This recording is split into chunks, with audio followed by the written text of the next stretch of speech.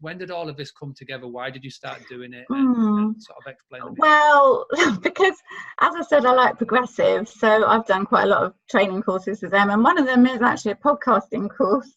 And it was when Rob Moore was presenting it, because I wouldn't really necessarily have thought of it otherwise. I do listen to them anyway, and it's, I don't know, just when you're in a group and you kind of got ideas bouncing off each other, I thought, well, what have I learned, and what am I doing? I'm doing service accommodation. I think there's a huge gap between the learning and the doing. So I thought, to help people, it would just be really good to do that. But I had been up and running for a year.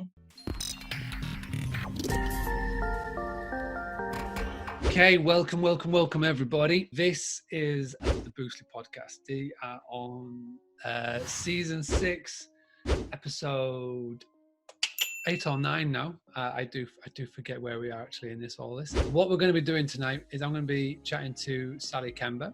We're going to be talking all about documenting your business startup, the pros and cons of doing so. I've been following and tuning into Sally's podcast, which is really good because, like, what Sally is really good at is documenting her journey. So before we start going into the question, I just want to bring in Sally. I just want to say hi and welcome. If you can just take a couple of minutes just to explain more about you, about your journey into short stay accommodation and service accommodation, where you are in the world, and just a little bit more. And yeah, hi Sally, welcome to the show. Hi, good to be here. Thanks for asking me, Mark. Yeah, sure. So I live in West Sussex and operate 5 service departments and rent to SA in Red Hill in Surrey, so in the southeast of the UK. And I've only been doing it about a year and a half or a bit longer, and was completely new to it. Really came in through property, which I was new to until about 2 years ago, really. So it's all been a learning curve, and I'm actually an artist by vocation. That's my real thing that I really love doing. And in fact, I do rent my art to our SA units as well. So my screen prints and paintings are on the wall.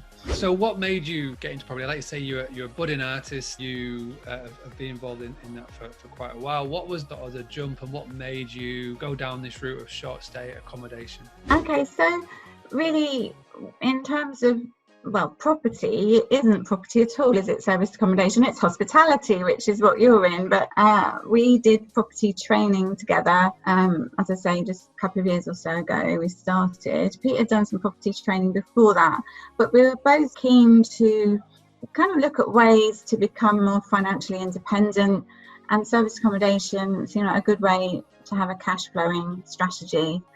And you know, you can combine it well with property as well. So, but I really like working with people, and you meet all sorts of interesting people, and I actually quite enjoy property as well, but haven't done much else with it. There's lots of other things I'd like to do as well. You touched upon it there. You've done a lot of training. Which one did you go with, and why did you choose to go with that company? With Progressive Property, we did basic kind of masterclass, which was all about buy-to-lets and just an intro into property, because we have our own residential property and have done for ages, but you know, just the whole business of being in property we learned initially with them, and then we carried on with them because I really like their ethos. Yeah, they have a lot of really good trainers and very inspiring. We met loads of really fab people. You know, they're not just into property, they're into all sorts of really interesting things, and there's a whole network with. What did you find was the biggest hurdle from doing the training to then actually getting in and getting started?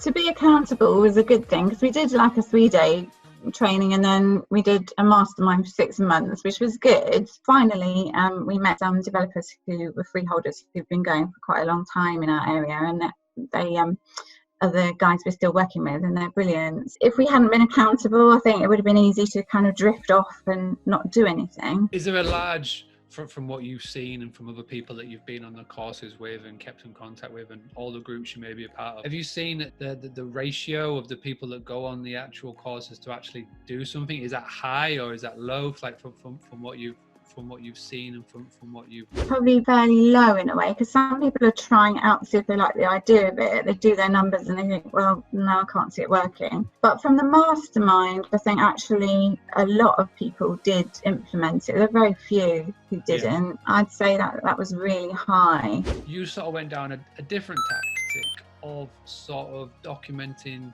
your journey, what you did well, what you did wrong, which is, I love that, by the way, that you document the failures as well as the successes, and you just sort of brought it all in nicely. So go back to episode 1, or the planning stage. You were at what part of your journey? Were you on the course at this stage, or is this the mastermind that you thought about doing this? When did all of this come together? Why did you start doing it? And sort of explain it. Well, because as I said, I like progressive, so I've done quite a lot of training courses with them, and one of them is actually a podcasting course.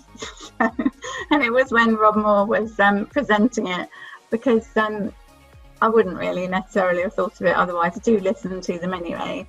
And it's, I don't know, just when you're in a group and you kind of got ideas bouncing off each other, I thought, well, what have I learned and what am I doing? I'm doing service accommodation. I think there's a huge gap between the learning and the doing. So I thought, to help people, it would just be really good to do that. But I had been up and running for a year. And obviously when you've got the idea of a podcast and actually getting from A to B is a big step. But what made you do that jump? What made you go, okay, I'm just going to go for it. I'm going to put it out there. I'm going to see what happens. I really like helping people is my key thing. So I thought, well, I can't really do that if I hide somewhere. But I think what I was feeling would be valuable for people is for people who are fairly new or started quite recently, that are going to help them. So what made me take the leap was really, there's no point doing all this training and wanting to help people if you just don't do it. So I just actually started doing Facebook Lives in order to launch the podcast, because I thought, with the podcast, you can just sit behind a microphone, can't you, and not be visible. But I thought, well, if I do a weekly live, then everybody will see what I'm talking about, what I'm doing in my business. So there's two things there. A, it means I'm saying I'm going to do a podcast, therefore I have to, because I'm doing a Facebook Live. And then B, it means that, I'm sharing information on what I'm doing in my business. So it keeps me accountable and actually better in my business, I think, because I'm talking to people about it. And it helps them. What I like as well is that's repurposing content. So by going live on Facebook, you take that and explain to me the process. So you go live on Facebook and you do your episode. What are the next steps from them getting it where it's on iTunes, for example, or insert podcast? Yeah, sure. We've got a platform called Omni Studio, and I think you can have up to 4 channels on there. So you can either just record. So I've got a Zoom recorder, and you can have, we've got a C1 microphone, which looks like a traditional kind of microphone. So I tend to have that set up if I am just at home or at the apartments or somewhere where I can set up the equipment as well. You now so you've got this thing, was it called Omnichannel? What was it? Is that like a software? Omni Studio, Omni Studio. So basically you record the episode, it goes straight into there, and then it goes off and it appears on iTunes. Simple. Yeah, iTunes, Stitcher, and Spotify. There you go. So you can be. So I'm on Spotify. It's very exciting. So on any Amazon Alexa, I discovered this the other day. The Boostly podcast is now on Spotify. So I was able to impress my 6-year-old, and my 3-year-old by putting on the Boostly podcast, which was a lot of fun. So yeah, now you're there as well, which is amazing. And I say, what I like about it, the way you do it, is it repurposes content. So instead of having to go, right, so I'm going to do a Facebook Live and I'm going to record separate audio, another task, another time, I can do this, and you've got all of that. And then if you wanted to, then you could. So what I do is there's a really cool little app called otter.io. Jessica Lorimer introduced me to this, and this is a transcription tool. And what I then do with this is I run the podcast through there. It transcribes it all. So then we've got a blog post. So again, it's just repurposing content. Mm-hmm. So for those of you people who are watching and tuning in, and there will be a lot of people who don't know who Rob Moore is, can you just give a little bit of background of who he is and what he does? He seems like he's got fingers in a lot of pies with property and podcasting and all the things that are going on. So just for people who don't know, just to try and explain to me a little bit more about who Rob Moore is.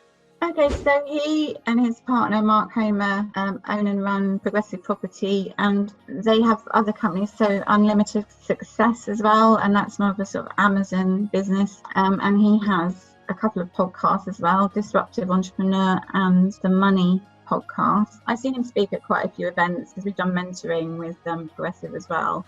As I say, you know, just to keep the kick up the backside to keep things going. Did you do a lot of research into Rob and Mark before you went with Progressive, or was it a recommendation? I mean, how did you come to choosing them to be the ones? Probably lots of people watching, listening, have read Rich Dad Poor Dad, which we read a long time ago, and did training with other people. So I also trade Forex. That's another thing I like doing, and I'm doing a thing with another guy, Dylan Denicha, which is market mastery at the moment, and that's all about not just creating wealth for myself and my family, but also people beyond that, so starting to contribute to sustainable UN goals and things like that. So more legacy creation. But years ago I did training with another company in Forex, and I supported people in a group because I like helping people. I always get involved in things. And Pete did some property training, but kind of went a bit pear-shaped. But my cousin, who's a bit younger than me, we got him into property, and then he dragged Pete, my husband, off to Progressive for a discovery day, from which Pete rang me and said we have to start learning properties, and that was a couple of years. On that day, Pete firmly didn't have his hands on his bum on his hands. Sorry, hands was out and he got started. Okay, cool. So yeah, and you see, I'm not really bad on sales, but I love shopping, so I do tend to, yeah, no, I totally get it. So and it makes sense because this is where you are now, and you've got, like, say, you've got the 5 properties, you've got lots of other things going on, and like I said, the podcast has been part of that. So we've teased it long enough. What is your podcast? How can people find it? Do we have a link? How can people sort of find out more? There'll be lots of people watching this who maybe right at the very start of their podcast journey, but maybe people who are a year, 2 years in. But you know, podcasts are fantastic because they can listen to it in the car, you can listen to it, you know, in transport, you can listen to it when you're doing the dishes. A great medium, part of content that you can listen to. So tell us a little bit more about the podcast. How can people find out more? Okay, so my podcast, you can literally, we'll give the link, but you can literally search for Service Accommodation Secrets on iTunes in there, or on your phone, just search it up, or Stitcher or Spotify. And I think I'm on episode 36 or thereabouts. And I started off with an introduction to service accommodation, but then into different areas, like, you know, people have trouble with different areas and suggested that they need help with pitching to agents, which I needed help with early on. So I know the downsides of, you know, how you can say too much, put them off, or not say enough. And things like you're setting up your service department and having different methods so you don't overspend, you know, inventory, things like that.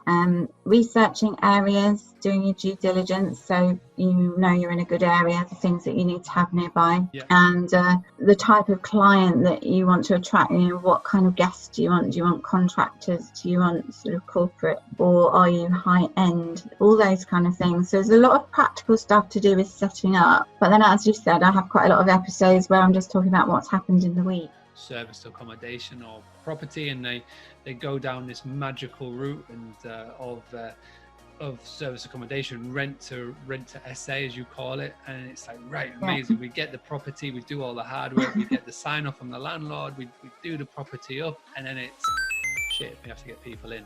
And then it's like, okay, so where do we go? How do we do it? What do we do it? You've managed to get your first booking, you get your channel manager sorted, whatever that may be, you get listed on all the sites, you do all the work, and you get people through the door, and then the hard work begins. And I think that's what people just do not understand, is that when you get people through the door, that's not the easy bit. That's the hard part, because anything can happen. And like you said, this is where you keep getting weekly content, is because everything can happen.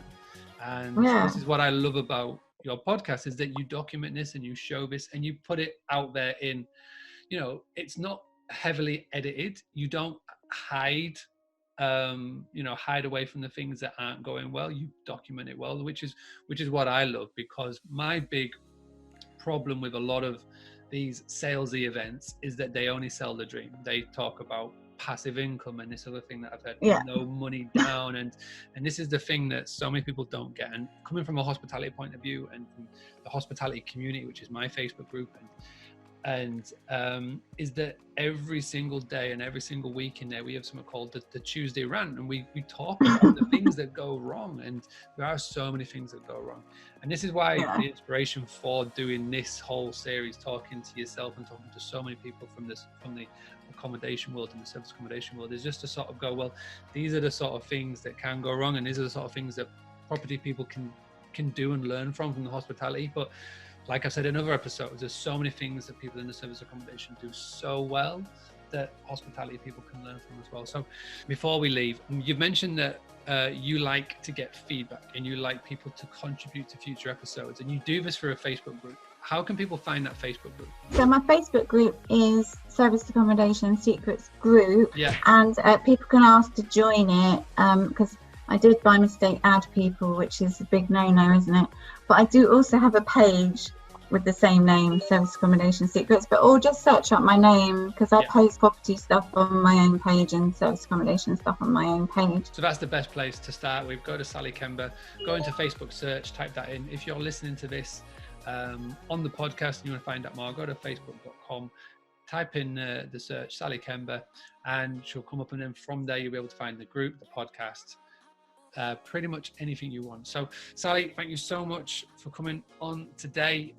Really appreciate it. Find out more about Sally, please head over to Facebook, type in Sally Kember. Thank you so much for listening today.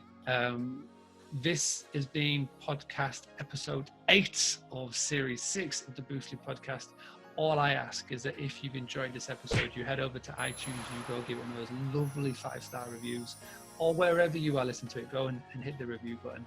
If you want to find out more, go to boostly.co.uk/podcast. Like I said, this is episode 8. We've had 7 other episodes in this series. You can go and listen back to Elaine Watt, where we talk about networking. We've got David Dyack, where we talk about growing your service accommodation business. We've got David and Amanda Healy, part of SA Angels, talking about outsourcing. Right back to number 1 with Jason Living, where we talk about the basics. And then Trish McGee, episode 2, where we talk about how to approach landlords, and she gives you an actual script on how to do so, which is even better. Thank you so much for listening. I'll be back next week, where we have got episode 9 coming up. And if you've got any feedback, if you want anybody that you want me to feature on these podcasts, please let me know. Come over to Facebook, facebook.com/Boostly UK.